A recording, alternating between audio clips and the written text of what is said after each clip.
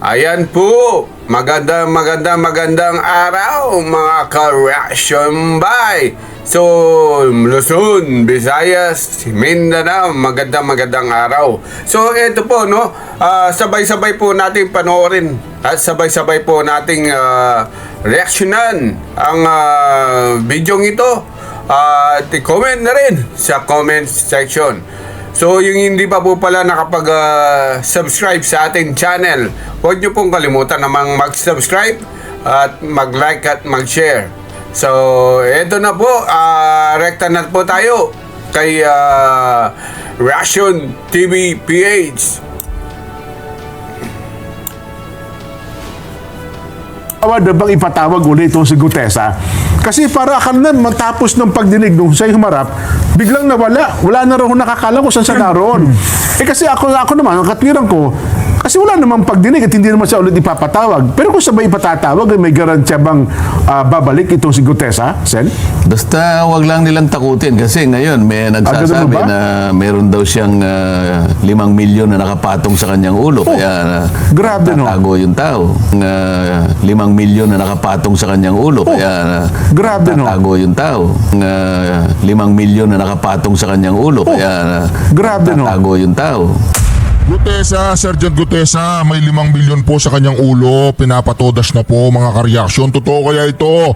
Ito po ipasabog ni Senator Marcoleta dito sa Saganang Mamamayan. Pakinggan po natin. Pero bago yan mga kareaksyon, huwag po niyong kalimutan mag-subscribe, i-like at i-share ang bawat video natin mga kareaksyon. Milyon na nakapatong sa kanyang ulo. Kaya grabe, no? tatago yung tao. Yun nga yung sinasabi mo kanina, Nelson. Lahat ng gustong tumistigo dahil sa ang pinagsasabi na nito ay patungkol na dun sa mga talagang nakikita nating mastermind talaga. Opo. Gagawa ng paraan. May nakita nga akong mga mangilan-gilan na nakikita ko ng reliable na information na galing nito mismo sa mga i-final nila sa ICI. Di umano tungkol dyan sa sworn statement ni Gutesa, pinipilit nila na yun ngang pati yung notaryo talaga ginagawa nila ng usap eh. Samantalang nakita naman, palibasa yung karamihan doon sa mga kasama ko, hindi abogado, sa Blue Ribbon. Pagkamali nila na ang pinakamalaking bahagi ng kanyang pagtitestigo o yung credibility ng kanyang testimony ay nandun sa notaryo. Hindi, nawala na nasaysay yung notaryo nung siya ay nagpasya na talagang lumabas at humarap sa pagdinig sa Blue Ribbon. Wala nang issue ang notaryo dun eh, kung tutuusin mo eh. Ang testimony niya ay binigay, binasa niya, at nagkaroon sila ng pagkakataon na tanungin siya. Base sa kanyang paglalahad. Under oath. Under oath yun. Sumumpa siya, umarap, pinagtatanong, sumagot, hanggang matapos ang kanyang presentation. Pagkatapos hahanapan mo ng notaryo. Wala na say-say yung notaryo eh. Hindi nila maintindihan yun, pero pinipilit nilang gawan ng paraan para sa ganun, maipakita sa kaisipan ng publiko na akala mo may kaugnayan pa yung notaryo. Parang vital talaga, no? Kung halimbawa hindi siya humarap, baka sakali. Baka sakali lang. Yung dokumento lang ay sinabit. Kung dokumento lang ang sinabit. Pero hindi po pwedeng hindi siya doon. Kasi nga, sinong magpapatunay kung hindi siya darating din? Susumpa pa rin siya na ako po ang may pirma dito sa sworn affidavit na ito. Halimbawa, Sen, may dala-dala nga siyang papel doon. Yung salaysay niya, hindi notarized. Okay lang din yun. Kasi nga, sumumpa siya. Ayun. Kaya gusto kong patunayan na hindi issue yung kanyang notary public na yon. Nasabihan siguro yung babaeng nagnotaryo na hindi niya pirma yon. Kaya lang, sa tamang panahon, kapag nakuha ko na yung kopya ng mga dokumentong ninotaryo mismo ng opisina na yon, at pare-parehong ganun ang pinanggalingan, magkakasala din yon. Sapagkat sa notarial service law, kailangan nakaharap yung nagnunotaryo at saka yung nagpapanotaryo. Dito maliwanag na nag-assign lang siya ng isang staff doon o kaya secretary para lang additional na kanyang ikabubuhay. Isip-isipin mo sa dami ng ninunotaryo niya Septyembre pa lang, book 8 na. Oo nga naman. Ibig sabihin nun, halos isang buwan ganun kakapal ang kanilang Ganun karami. notaryo. At saka may Talagang mga, hanap buhay nila. tsaka may mga branches pala sa Sen. Yung branch niya nga, doon sa Oo. Villaruel, sa Pasay Sa City, Pasay, meron para sa ibang lugar. ang gagawin mo lang, kukuha ka lang ng sample eh. O halimbawa, noong January, February, kukuha ka ng sample. January, February, March, April, May, June, hanggang August. Makikita pare-pareho yung notarial details. Opo. Pare-pareho yung pirma. Pareho yung Stamp. ng dry seal. Sasabihin niya ngayon na hindi ko po, hindi mo nga talaga pirma, pero meron kang pinayagan, isang taong pinagtitiwalaan mo na pumirma para sa'yo. Meron siyang para imprimatur. kumita ka. May imprimatur siya, Sen, ano? Oo. Inatasan niya yung tao eh. Baka akala niya kung mo dininay niya yung kanyang wala na siyang sabit doon. Pinayagan mo eh. Pinayagan mo na magpanotaryo ang mga tao dito, may inassign kang isang staff at siyang pumipirma para sa'yo. Hindi nga ikaw may pirma, kaya lang ang pagpapatunay na binigyan mo siya ng karapatan na pumirma para sa'yo, kasalanan mo yun. At huwag mong bibigyan ng sala yung taong nagpapirma at nagpanotaryo. At pinalalaki pa na ng gusto, Sen. Bagamat ito, nasagot nyo na nga dati, nung may nalagpasan daw na ilang paragraph, itong si Gutesa ba, ikino-coach nyo parawaan niya. Mukhang, Ginawa ng usap, pati yung Jarius Bondok dyan sa dati mga ginagalang kong mga kolumnista, pati ba naman yun hindi nyo maintindihan? Sinasabi ko na nga, 4 kaming merong kopya noon. Opo. 4 lang ang binigay niyang kopya. Siguro, kukunti naman ang napagawa Na-xerox niya niyang po. kopya. At yung hawak niya ay Xerox copy. Xerox copy. So, yung chairman ng Blue Ribbon, Senator Ping, Senate President Lacson, Soto. Opo. katabi ko doon nung panahon na yun ay si Senator Win, Opo. at ako. Habang binabasa niya yung kanyang deklarasyon, yung kanyang paglalahad, sinusundan namin. Opo. Sinusundan namin kasi gusto ko yung actual recording. Naku, kung ano-anong pinagsasabi ron. Na meron daw kasi siya sinasabing box at sinabi ko raw maliit. Wala akong sinabing ganun eh. Sabi ko, basahin mo, huwag kang nagmamadali, basahin mo, may nalalaktawan kang isang linya eh. Dalawa, isang linya. O di sana, kung mali yung aking ginawa na yon, di sana sinabihan ako ni Senator Ping o kaya ni Senador tama naman nasusundan namin eh. Di sana sinabi niya, ano sinasabi mong nalalaktawan? Binabasa na, wala siyang pare-pares tayo ng nalalaktawan. kopya, May nagsalita ba isa sa kanila? Wala. Alam din nila may nalaktawan siya eh. Yung palang hawak niyang kopya, Sen, Xerox copy, wala talaga doon sa original eh. Putol pala. po eh kanya. Kaya binigay ko na yung kopya ko para yun ang basahin niya. Sa kanya rin galing yun eh, hindi naman sa akin eh. Ang dating, parang kino-coach nyo, binalalaktawan kayo, mukhang hindi ito yung kasama sa script. Parang ganun Kaya ang ako dating. sinasabi na kung sino man yung tao na gustong tumulong sa Estado para papanagutin ang mga mastermind, sila ang inuusig. Isip-isipin mo na sabihin ko na kinausap ko yung tao na yun. Dahil nagpasya siya na kausapin ako eh. Ayoko nga dahil may session kami. Sabi ko nga. So sa madaling panahon, pinuntahan ko kung talagang meron nga siyang hawak. Aba, nalaman ko ngayon na meron daw nagpapunta na ron, kinuha CCTV, kung talagang ako'y pumunta ron o ganyan-ganyan. O sabi ko, okay lang. At makikita ninyo kung anong oras akong pumunta at anong oras akong umalis. Ayun, Tingnan natin. So parang yun, pati sisilipin nila. Pati yung sisilipin nila sapagkat lahat na lang ng gagawa ng paraan para sa ganun mapanagot natin ang mga tao. Kasi nga ayaw nila eh. Ang aking pagkakaalam dito, ayaw nila na matuntun talaga kung sino yung mastermind. Kaya ganitong ginagawa nila. Ako naman, ang kagustuhan ko, mapanagot natin, maibalik ang kinamkam, ang ninakaw na pera ng bayan. Yun ang kagustuhan ko eh. So, ako na lang yata yung lumalaban ng ganun eh. Sila lahat, parang gusto nila, ako pa ngayon ang pinasasama. Parang ayaw nila matamaan kung sino yung... Halatang-halata mo naman ngayon, di ba? Nako. Pero doon sa, balikan ko yung punto na, tsaka sendo sa Diskaya. Well, hindi naman yan, sabi natin, hindi restitution. Diba? Gaya ngayon, yung mga sasakyan natin ng Diskaya, ipasusubasta na. Kinuha naman nilang lahat, di ba? Opo. Ano bang gusto nila ron? Hindi mo na pinakikilaman yun. Bahala na sila doon. Basta tao ang minimaintain kong palagi. Kaya ko lang sila kinasangkapan para lang matugis natin, para matukoy natin, maipalitaw natin, mapanagot natin sino talagang utak dito, sino ang ugat ng lahat ng ito. Ngayon, kung ayaw pa niyong maniwala at kayo na gusto pang palitawin yung kaibayo, kabaligtaran na to, Opo. ang gusto nyo talaga, ang mahuli nyo puro sap-sap na lang. O kaya pa lang kanilang mga pinagdidemanda ngayon, puro mga kawani lang ng DPWH. DPWH, Wala silang ni isang politiko na dinimanda. Wala. Oho. Ayaw nila yun. Ako? Teka lang, doon sa... Wala ba lang, wala ho bang offer ng mga diskaya? Sen, pakisabi mo nga sa kanila, magbibigay na lang kami kahit 1 bilyon para lang matuloy na lang itong pagharap namin sa Senado, kaya pagiging state witness. Wala ba silang offer na ganun? Man lamang sa... Hindi ko na katungkulan yun. Basta naiharap ko sila. Opo. Kaya inayawan sila sapagkat ayaw nga nilang matukoy yung bahala na sila. Oho. Ngayon, kung may paraan sila na matukoy talaga yung mastermind, Opo.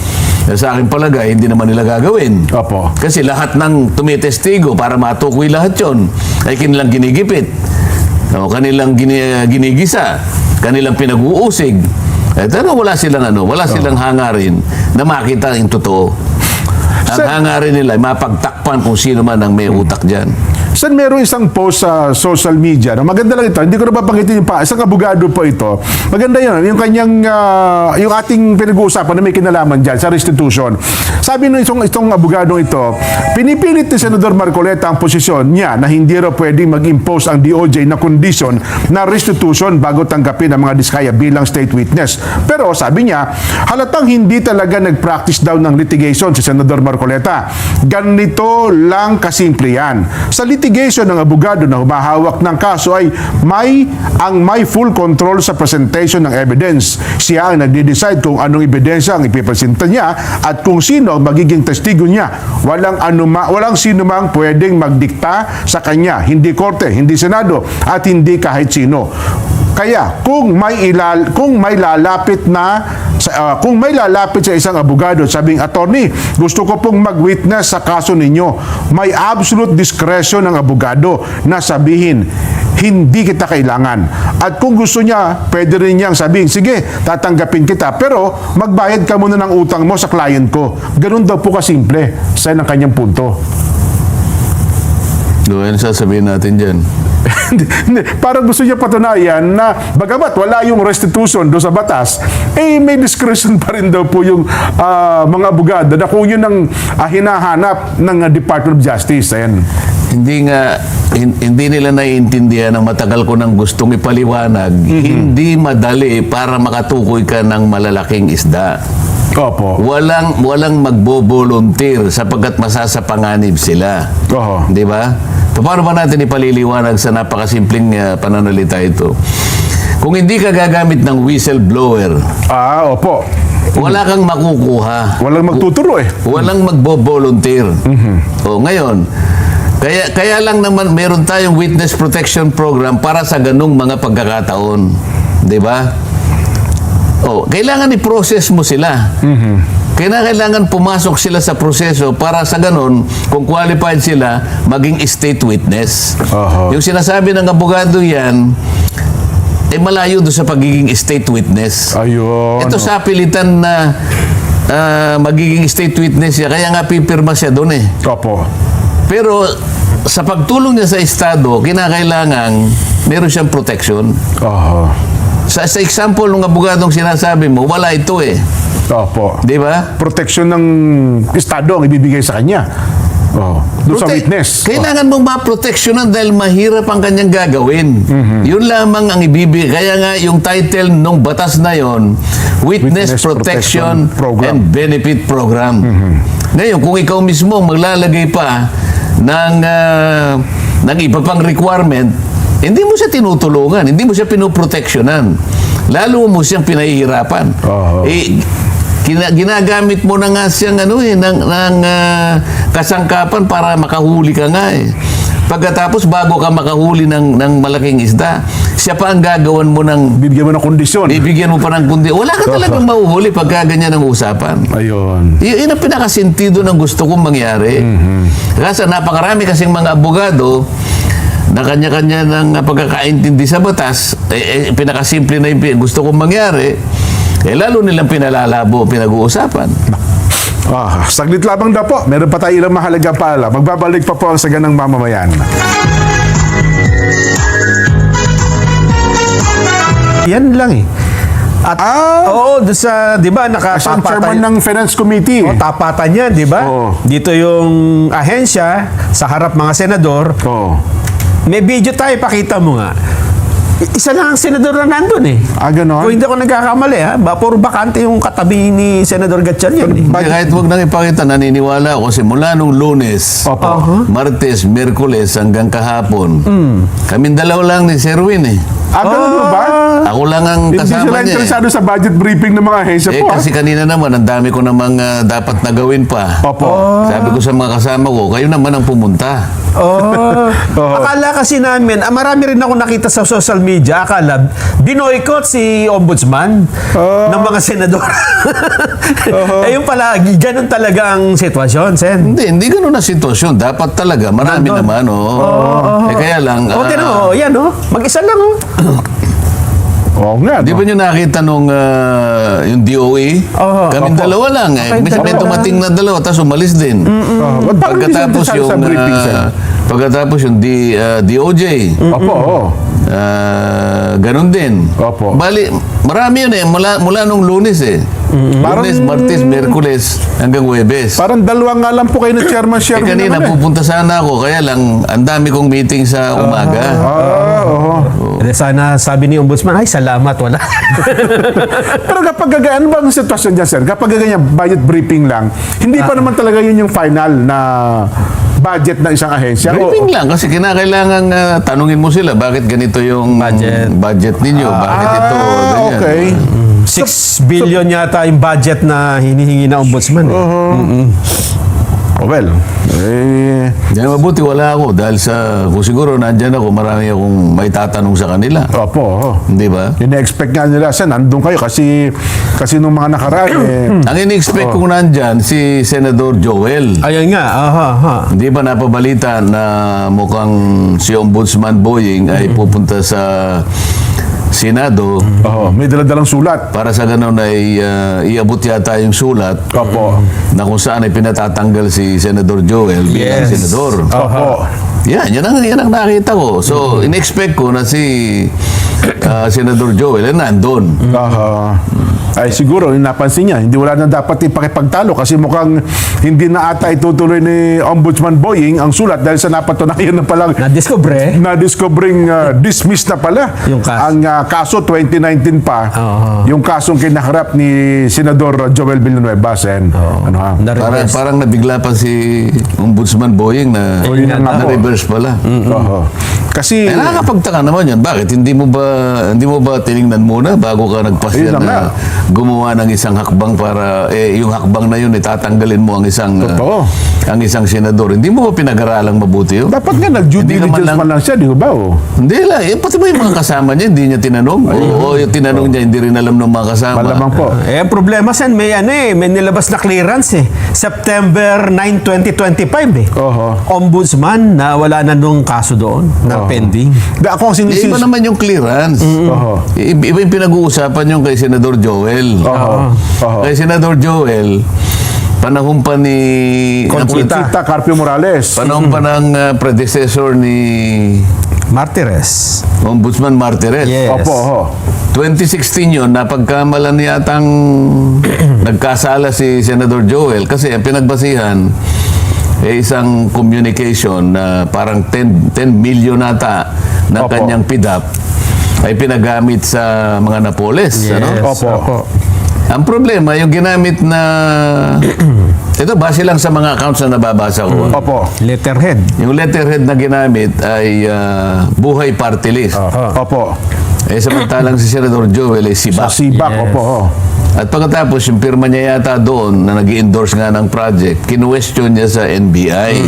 Tama po. Napatunayan naman na hindi niya pirma yon. Pineki daw pala. So, ito naman kasi, 2016 pa yung order ni Ombudsman Morales, Conchita po yan. Conchita Morales. Oo. Ano ba? Tama po. Conchita Carpio Morales. Conchita Carpio Morales. Yes po. 2016 pa yon. Yes. Oho. Kaso, nakapag-motion for reconsideration si Senator Joel. Opo. Hanggang sa mag-retire naman yung isa at napalitan siya ng bagong ombudsman. Oho. So 2019, nung mapagpasyahan, na ni-reverse pala yung naunang order ni Conchita Morales. Yes, Conchita opo. Carpio Morales. Oho. Ang pinagbasihan nga yung hindi niya pirma yon at mali yung letterhead. Opo. Sa mga tweet, napalitan yung desisyon. Yes. O kaya, nung makita siguro, gano'n, hindi na siya tumuloy sa Senado. Hindi ba? Kasi daw, di na meron pa rin Meron siya sinasabi. ginawa daw po yung pasikreto Secret decision daw po yun sabi naman ni Ombudsman na Uncle Sam Martires, paano secret nandun nga sa System. system nila na isang click mo lang, makikita mo na dismiss na pala. Tsaka makikita mo. CCMS. CCMS. Yan, yes. opo. Di ba? Yes po. Oo. Naka-computerize pala naman niya na mukhang nagkulang lang sa pag-due diligence Parang nga. case category management system. Yan, opo. Na isang pindot lang pala dyan, makikita pala lahat Nasa ng kaso. system yun At saka, alam mo, ang batayan ng hindi yung publicity. Opo. Kung hindi yung recording. Oho. So, ang tanong mo, na-record ba? Okay. Record. Nasa CCMS Oho. Hindi naman hindi pinablis, sikreto na. Meron kasi taong ayaw naman magpapublish. Halimbawa, si Joel, sinabi niya, total, nanalo naman siya. Nagpakatahimik na lang. Tahimik na lang, oo. Si Ombudsman Martires naman, tahimik naman yung tao na yun. Wala namang gusto magtanong sa kanya, siguro naman. Nagawa ko na yung tungkulin ko. Sabi niya ko, ba't ako magsasalita? Hindi kagaya ng predecessor niya na babae. Ayan, yung... Daldal ng daldal yun sinundan mo ng bago ngayon. Gusto rin mong magpa-media. Akala nila yung kadadaldal mo, tsaka yung kaka-interview mo sa media, yun ang nagbibigay ng puwersa o efficacy doon sa desisyon. Hindi po yun. Sukat na ang desisyon po ay dumaan sa proseso at na-record ng tama. At tinignan ng record. Pinindot mong ganyan, nandun talaga. Tapos na yun. Walang sikreto doon. Paano kung nandun ako? Nagtalo na naman kami ron. Oo nga po. Kasi tinatanong niya yung kaharap ng media Okay ba, alam niyo ba na na-dismiss? Mga batang media atay hindi rin po namin alam na na-dismiss pala yung kaso. Yun ho talaga. Bakit? Requirement po ba yung nalaman ng media? hindi nga ho Yun nga ang Sana ko pangyari. nakalagay yun. Kailangan po ba Ilathala, na-discuss obligado na. bang ilathala yun sa mga pahayagan? Kailangan ba naitala sa isang malapad na periodiko ng mga ilang araw? Ganun Hindi ba yun? naman nata requirements ho yun, Hindi requirement yun. Well, Nelson, alam ko, marami kang gusto itanong dyan sa ombudsman Hindi, Di ba, kasi may bagong balita dito, Sen, ha? Si Ombudsman Remulla din ang nagsabi nito. Kakikita ko lang kanina, ayaw na ni Bryce Hernandez na mag-apply ng state witness. matras na rin ba? Matras na. Nauna yung mga Diskaya, ayaw na rin. Diskaya, parang ayaw na nila kasi nag-invoke na sila ng kanilang karapatan. Pero ang sabi dito ni Ombudsman Remulla ay mananatili daw na ay cooperative witness pero hindi na bilang state witness. Anong difference nun, Sen, pagka cooperative o state witness? Di tawagin niya yung ombudsman. Hindi naman ako nagsabi rin, ba't ako tinatanong? Kaya nga. Yun ang no? Parang Hindi, ang itanong mo dyan, bakit naging ganun ang tapasyahan? Bakit nag-atrasan? Ayun nga ho. Naalala mo yung Diskaya, sila'y sumagot lang naman at sila'y nag-respond lang naman doon sa call ko noon nung ako ay chairman. Opo. Gusto ba niyong makatulong sa Estado na ma-prosecute natin ito? Gusto niyo ba na mapanagot natin yung mastermind? Kumbaga sa isda, yung pinakamalaking isda ang ating mahuli. Mahirap po kasi ito sapagkat alam niyo, may sakripisyo dito. Maring natatakot kayo. Masasapanganib ang buhay ninyo. Marami kayong magiging kalaban dito. Pero makipagsapalaran kayo kung pinag-uusapan ay malalagay din kayo sa alanganin. Opo. Kasi kung ninanais nyo na wag na kayong masama sa criminal prosecution, meron pong binibigay na remedyo ang batas. Oho. Pumayag kayo na maproseso kayo, kung qualified kayo, maging state witness kayo. Sa paraan na yan, matutulungan yung Estado. Kasi, kung walang lalabas na whistleblower dyan, kasi ang labas mo dyan, whistleblower ka eh. Tama po, Sino? Kamukha nung tinesting namin yung 15 contractors na nandun. Yung listahan ng Pangulo yan, di ba? Yung natirang na nandun, mahigit silang 10 eh. Totoo ba kanya na humihingi ng ganito na 25%? Tinanong lang, hindi po. Lahat sila hindi po eh. Okay, Samantalang alam naman nilang open secret na yun eh. Lahat totoo. naman ng... Totoo po, 25 hanggang 30%. pero lahat sila sinabi, hindi po totoo. Okay. So inakala nila yun ang parang para ma-cover up nila yung katotohanan eh, di ba? Okay, So in this kaya, nagsabi, sige po kanya, nagpasya na po kami. Tingnan ko kung talagang totoo. Kailangan makareceive ako ng sulat mula sa inyo na talagang gagawin niya. Maingat tayo eh. Opo. Sumulat sila. O sige kako, gawin ninyo yung dapat ninyong gawin. Ilahad ninyo yung gusto ninyong ilahad. Nasa sa inyo yan. Opo. Ganun na nangyari. Ngayon, nakakala nila ngayon. Hanggang ngayon, sinasabi ng iba na pinoproteksyonan ko daw. Ayun na nga po, ilang ulit yun na sinagot dyan, para bagang nag-aabogado na kayo. Ang pinoproteksyonan ko dito, Jen, Nelson, ay yung kapakanan ng Estado. Alalahanin po ninyo, ang kinulimbat po ng mga ito ay pera po ng bayan. So yun po, no? Quick break lang tayo. So yung hindi pa po naka-subscribe sa ating channel, huwag niyo pong kalimutang mag-like, mag-share, at saka isang subscribe lang po, masaya na tayo. So balik na tayo ulit, no? Lahat po ng buwis ninyo na talagang ibinuwis nyo, pati buhay po ninyo, ibinuwis ninyo para lang makapagbayad kayo ng buwis. Opo. Tingnan po ninyo yung kinasadlakan nito.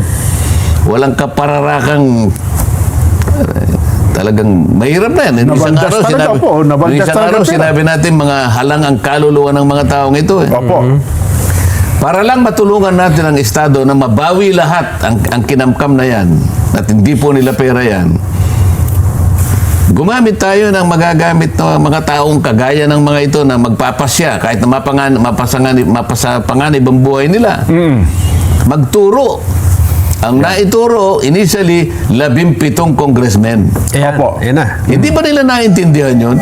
Sino ba ang nagturo pa ng iba? Wala na.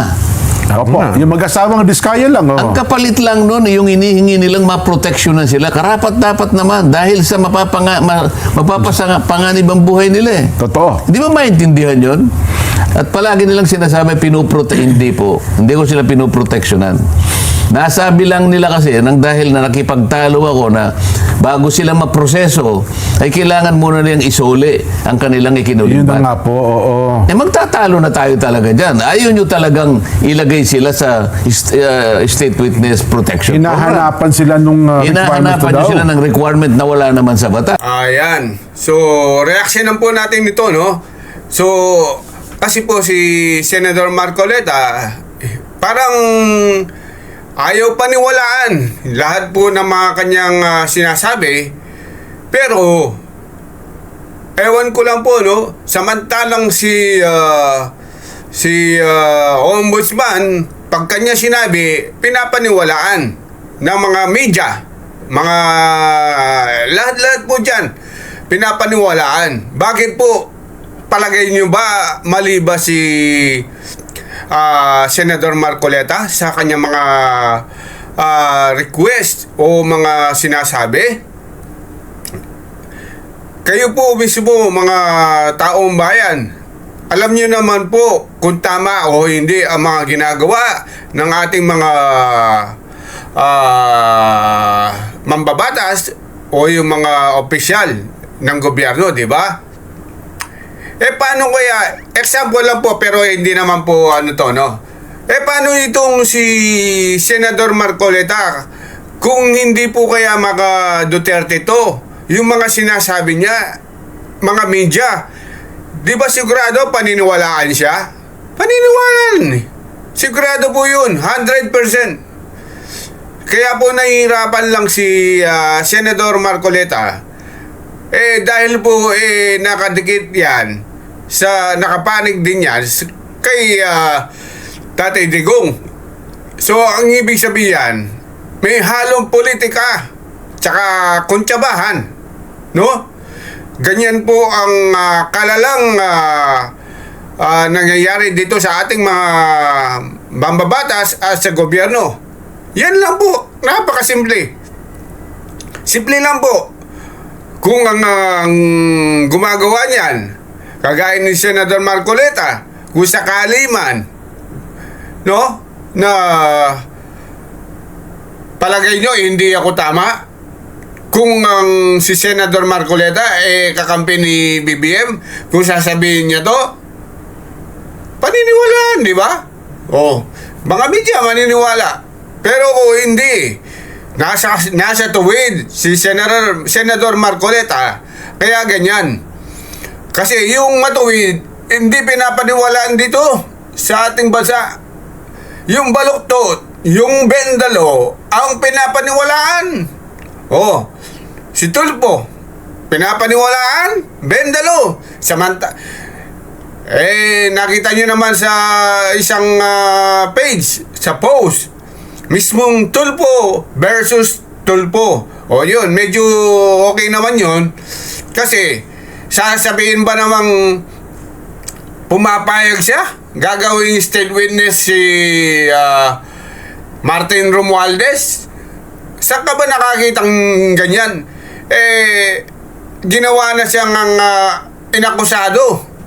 Siya na kasali siya sa mga anomalya, sa mga flood control, sa mga perang mali-malit ang nasabing parang basura. Di ba? Kaya yung bendalo, yan, mag-combine yan, pati si Ombudsman. Basta bendalo, walang problema. Kaya kung si Senador Marcoleta magbebendalo, papayag yan sa ay masayang-masaya ang mga kakampi ni BBM. Di ba? Ganyan lang po, kasimple. Ay nako. Napakahirap ng Pilipinas dahil sa korupsyon. Hindi nila alam kung paano ipagtanggol ang mga nangungurap kapwa nila. Kapwa nila magnanakaw. Hindi nila alam paano nila ipagtanggol. Di ba? Ganun po kakatindi. Anyway, tuloy po na natin. So, ibig sabihin yan, hindi kayo tapat. Ayun. Hindi kayo tapat, hindi nyo gusto talaga na mahuli yung pinaka-mastermind. Ang problema kasi dito, Sen, na i-project sa tingin ng tao na ang Diskaya, parang sila ang pinaka-guilty, parang lumilitaw na sila ang mastermind Tapos ang dating, gagawin natin silang state witness. Ganun ang paraan nila kasi. Na-project ko, Sen Para palabuin ito Wala akong sinabi na hindi magbabayad ang may kasalanan. Wala akong sinabing ganun. Ang pinag-uusapan lang, gagamitin ko muna kayo para sa ganun, matukoy natin ang pinakamalaking isda. Matukoy natin kung sino yung mastermind. Yun ang aking plano. So, kailangan mo silang ilagay sa protection program. Ngayon, pag natapos na ang lahat ng ito at napagpasyahan naman ng korte, kahit kayong mga Diskaya ay meron kayong pananagutang sibil. At sinabihan kayo na ito'y ibalik nyo sa gobyerno, yun ang panahon na ibalik ninyo. Ang dapat ninyong ibalik. Pero hindi daw ba, siyempre, pagpapakita naman ng gesture, Sen, kahit pa paano niya, siguro baka pwedeng magpakitang magpaunang bayad man lamang sila. Nandun na ako pero wala nga sa requirement ng batas Ngayon, ipagpalagay na natin ganun ang ginagawa mo. Baka mangurap ka pa Kasi wala nga sa batas Magkano ba ang ibabayad niya? Sinabi mo ba sa kanya kung anong dapat nang ibayad niya? Kanino ibibigay? Kanino ibibigay? Baka mamaya, ang sinabi mo, magbalik ka ng ganito, pero yung kalahati sa akin mo ibigay. Yun ang sinasabi ko. Yun ang nakakatakot doon Dahil wala sa batas, pipilitin mo lamang, mangungurap ka dyan. Sinasabi ko na naman to, wala akong kinakampihan. Ang tanging layunin ko lang, talagang mahanap ko, matukoy ko, mahuli ko, yung pinaka-mastermind. Sila ayaw nila Ang napapansin namin dito, Sen, pag kami nagturo ng mga mastermind, sila yung inuusig. O, sila yung inuusig. Gaya Katulad ni ni Gutesa. Gutesa. Ayan. Oo. Ang classic dito si Gutesa. Opo. Isipin mo ha. Si Gutesa, sa pangkaraniwang testigo, kung halimbawa Nelson, ikaw ay judge. Opo. Ikaw naman Nelson, ikaw naman Jen ay prosecutor. Yan, oo. Dahil pareho kayong abogado. Oo. Alam na alam ninyo kung sino yung credible na testigo eh. Ay, yes po naman. Lalo na sa isang judge ha. Kasi nakalagay sa ating batas na pang-ebidensya, yung law and evidence. Isang mataas na uri ng ebidensya, testimonial man yan o dokumento na gagamitin o ilalabas ng isang taong magpapasya na magiging witness, kapag yung kanyang dokumento o yung kanyang sasabihin ay adverse sa kanyang interest, Aha. mataas na uri yun. Oo. Ibig sabihin, mapapahamak siya. Si Gutesa mapapahamak siya. Pero wala naman siya kinalaman. Wala. Dapat. Wala siyang gain. Wala siyang pakinabang. Wala siyang pakinabang. Una, wala siyang kinalaman doon eh. Naisip niya lang, naligalig siya. Ito palang ginagawa namin eh. Yan pala yung pinag-uusapan nila ron. Kung tumahimik siya, wala Yung palang bulto-bultong, yung palang Malamelata. mali-malitang pera pala na dinahakot namin. Ito pala yung pinag-uusapan doon. Paano na yung bansa natin pagka ganito? Oo. Anong pakikinabangan niya? Wala. Totoo po. Pero ang magiging disgrasya sa kanya, marami. Laki. Hindi lang sa kanya, kundi sa pamilya niya. Yun ang isang credible na witness. Wala siyang motibo eh. Oo. Pansarili, wala. Pero siya yung siyang inuusig ngayon. Hindi ka. Fraudulent ka niya yung kasi yung nagnotaryo hindi Hindi niya siya tunay. pumirma. Oo daw. Hinahanapan ho ng butas yung isa ngayon ang inuusig eh. Diyan mahalata mo na yan. Kahit saan po kayo pumunta na mataong lugar, lalong-lalo na po sa mga syudad na pinapaligiran ng mga city hall, nandyan po nakapaligid ang mga notaryo publiko. Opo, kahit saan yan. Naging cottage industry na po yan. Magpanotaryo ka dyan, nagpapaligsahan pa sila eh. Meron pa silang Tagatawag, oo. tagatawag, notaryo. Yan nakalagay pang paske. Totoo po yan. Notary Public 24/7. Walang tulugan to. Oo. Pupunta ka roon. Saka gusto mong makapag-notaryo ka. Oo. Kung meron siyang maliit na bintana roon, lahat ng Iaabot papeles mo, iaabot mo sa kanya.